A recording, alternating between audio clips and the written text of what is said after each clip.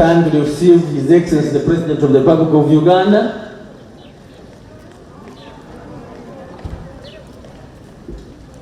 We shall have the anthem when the President goes to his seat.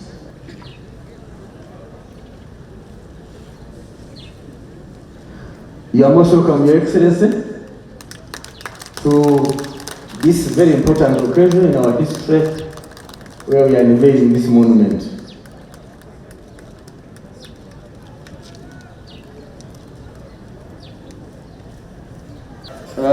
General Ashande, the Chief Cynic, and the President cast the tape. Ovugaro.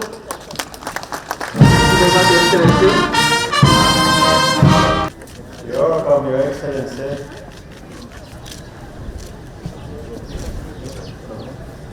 Friends of the population and the designs that we were trying to change by that time.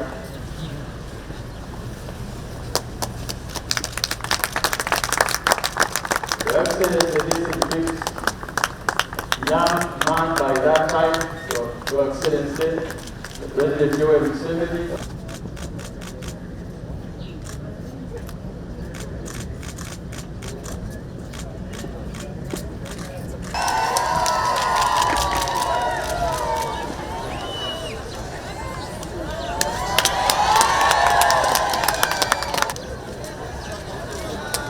Thank you, Your Excellency, for planting about the tree that was remaining from this monument that was not yet done. It was designed and constructed to recognize the contribution by you, Your Excellency, as a young man in transforming the people of Ankole from traditional modern farming methods. Your campaign of socio-economic transformation. We thank you, Your Excellency. From Wilza to Matafari, yes.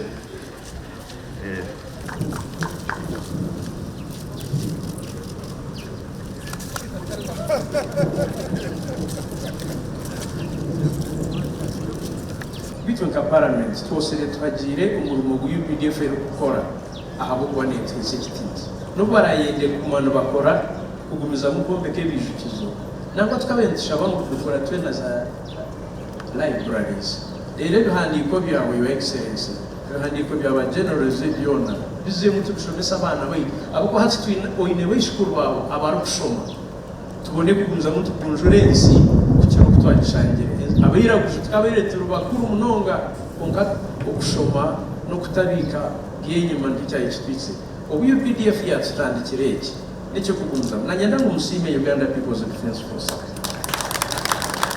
hamwe na literature ehandikirwa bona ko Uganda nije kumana mugi kukira okuyabene nibyo bike abarangane hangari yake. Excellency, we want to take this opportunity.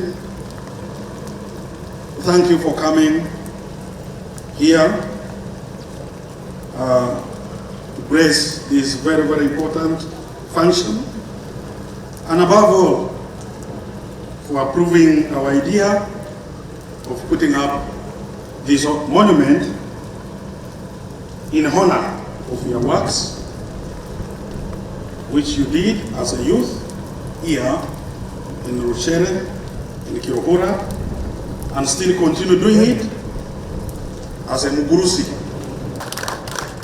This monument, Your Excellency, and dear guests, which is constructed by the Bodiva and the UPDF Engineering Brigade under the Civil Military Relations Department, is a recognition of the sacrifice and the tireless efforts of Your Excellency in spearheading the socio-economic transformation of the people of Ankole, then and now spreading to other parts of our country. Abantu baffe wano obadde tonnajja batubuulidde abakulu abatwala wano nga wano tewaliwo kikopo ky'amata kigenda Tampeko egenda Kampala emu, kubanga abantu baali basenguka baali balunda bwe batyo nga bimanyi byonna, naye Kiruhura olunaku olumu eyingiza $5,000,000 per day from Milika alone. The monument is a silent narrator of how improvements in agricultural productivity is the value addition can enhance and benefit the national economy, where non-agricultural sectors are initially smaller, hence creating alternative employment, reducing poverty levels, while improving household incomes. I don't know who thought of this idea. It is very interesting because it is true that the campaign we started end of 1966 was actually launched here, started here.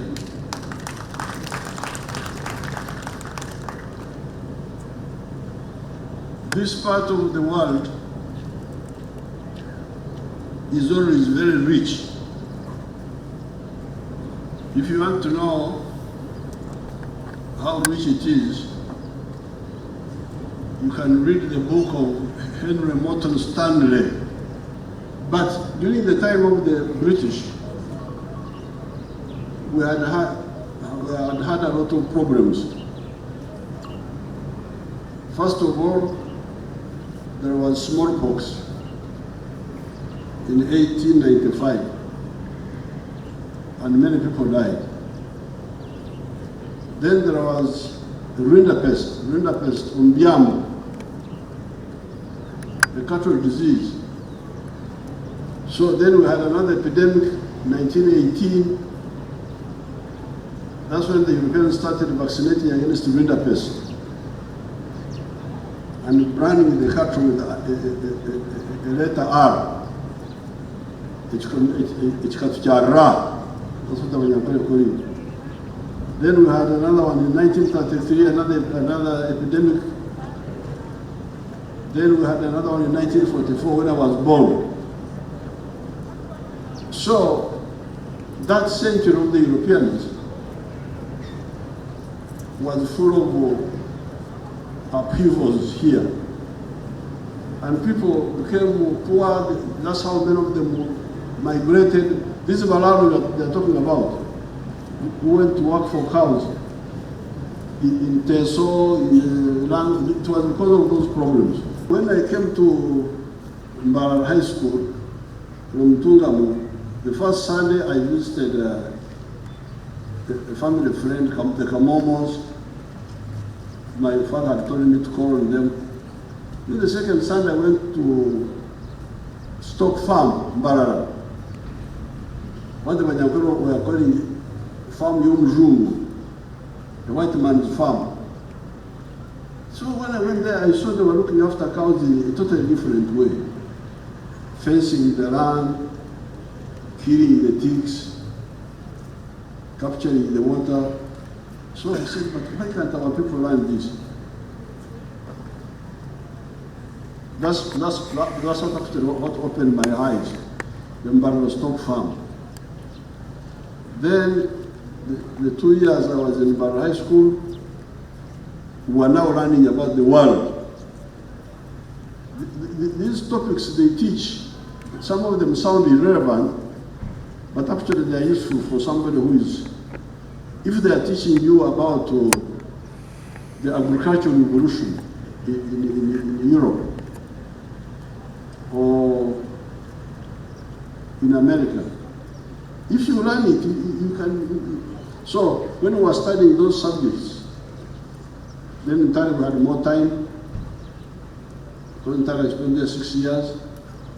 So by the end of the 8 years in Mbarara, the question in my head was, why can't the Ankole be like the Americans, be like the British, be like the Australians? That was the question in my head.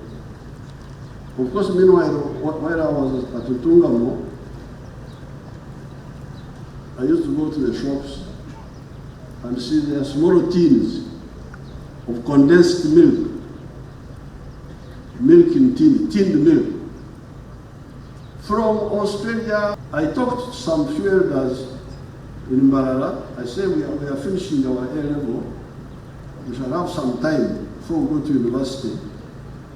We would like you to sponsor us and we go and mobilize our people to change. Some of them said, you leave those cattle keepers, they are impossible. So some of the elders discouraged us, but we went and saw Rushere Anima, who was the MP for this area, and I gave him my visuals. Then he was not, I don't think he was very convinced, but he said, I will support you, I will give you 20 shillings. So we prepared, Museveni and myself, to come. So problem number one here was lack of income. Number two, nomadism.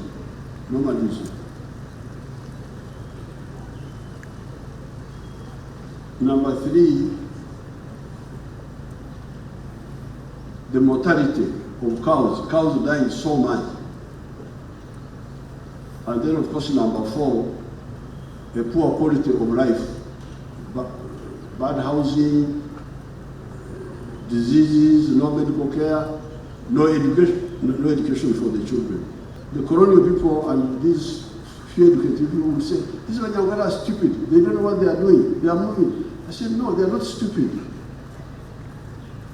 They are actually correct with their primitive science. Now, if you want to take away their primitive science, you must give them a new science, not simply say, change without logic, without rationale. So, when I was talking to them, remember this time I was just 22 years old. Most of us were slightly older. And they were looking at, but they don't, these Africans, Tebanyoma, were young people, they don't underestimate. We were just young people, we were not anything. We would call meetings, all these old men would come. They would come. They would not say, these young people, what are they calling us for? And when you are Kurarika is when you announce in the meeting, they would say, Haruwana Mizraha. There are small children here who have come teaching people. Let's go and hear what they are saying. They come. All the elders, they would come. So, as I was teaching them, then they challenged me, you young boy, if you don't furka, if you do not move around, cows will die.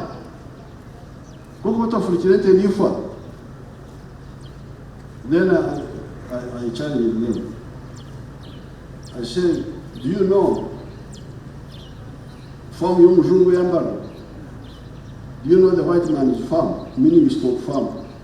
You see, the problem you have with these governments, they disconnect. The government is not connected with the people. This is the problem you have. You can imagine the people, this was now independence. This was 1966, 67. But they were still calling Mbarara stock farm Yomujungu.